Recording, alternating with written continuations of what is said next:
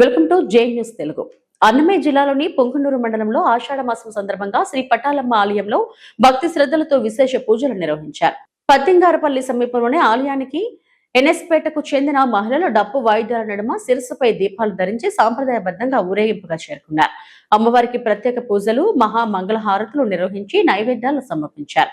అనంతరం పొంగనూరు పట్టణం పరిసర గ్రామాల ప్రజల శ్రేయస్సు, సకాలంలో వర్షాలు కురిసి పాడి పంటలు సమృద్ధిగా పండాలని, ప్రజలందరూ సుఖ సంతోషాలతో ఉండాలని ప్రత్యేక ప్రార్థనలు చేశారు. గత 5 దశాబ్దాలుగా కొనసాగుతున్న ఈ ఆచారాన్ని ప్రతి ఏడాది ఆషాఢ మాసంలో భక్తి శ్రద్ధలతో నిర్వహిస్తున్నట్లు నిర్వాహకులు తెలిపారు.